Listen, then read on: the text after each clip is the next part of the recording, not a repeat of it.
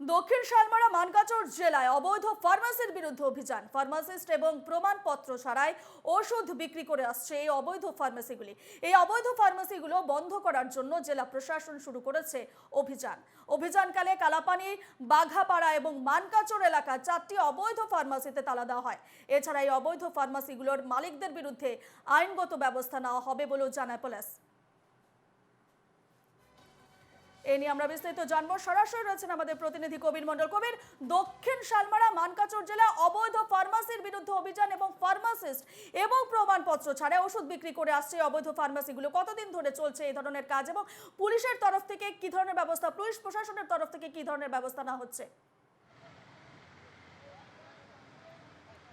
হ্যাঁ রূপা, প্রথমে বলবো যে যেটা দক্ষিণ শালমারা এবং মানকাচর জেলা রয়েছে, এটা ভারত এবং অসমের একেবারে শেষ প্রান্তে বলতে হবে, কেননা ভারত এবং বাংলাদেশ সীমান্ত রয়েছে এই জেলায়।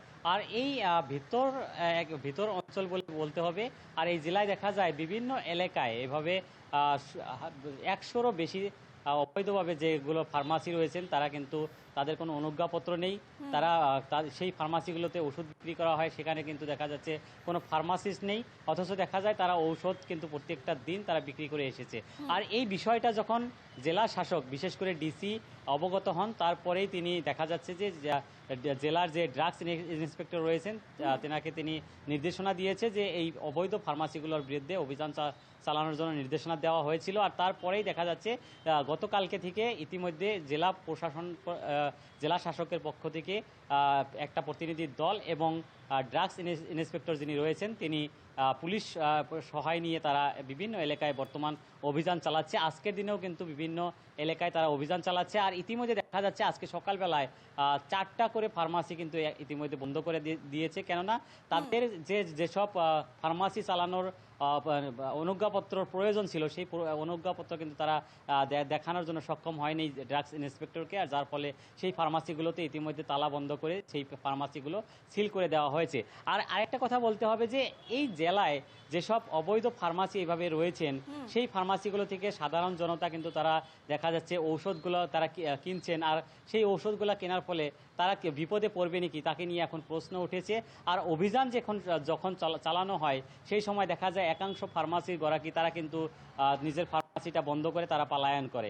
আর এই বিষয়টা নিয়ে এখন দেখা যাচ্ছে ড্রাগস ইন্সপেক্টর এবং জেলা প্রশাসন তারা একটা তালিকা তারা প্রস্তুত করেছে যেসব ফার্মাসি পালিয়ে গিয়েছে সেই ফার্মাসিগুলোর বিরুদ্ধে যাতে আইনগত ব্যবস্থা নেওয়া হয় তার জন্য তারা এখন দেখা যাচ্ছে ব্যবস্থা করার জন্য তালিকা প্রস্তুত করা হয়েছে। সেক্ষেত্রে তুমি যেমনটা জানিয়েছো 4টি দোকানে তালা ঝুলিয়ে দেওয়া হয়েছে, সেক্ষেত্রে আরো কতগুলো ফার্মাসি রয়েছে এই তালিকায়?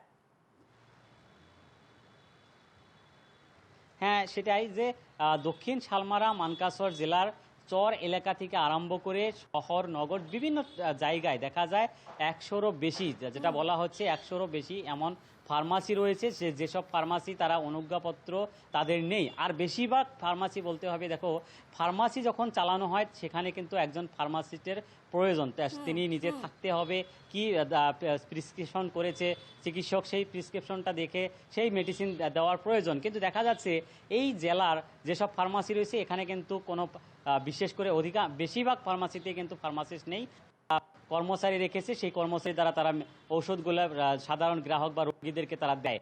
এই ভয়ঙ্কর অবস্থার জন্যই জেলা শাসক থেকে এইভাবে দেখা যাচ্ছে তারা কিন্তু এখন অভিযান আরম্ভ করেছে।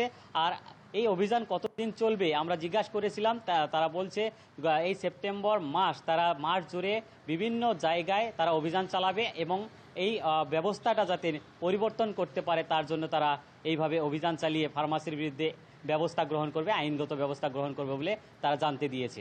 বেশ, ধন্যবাদ কবির।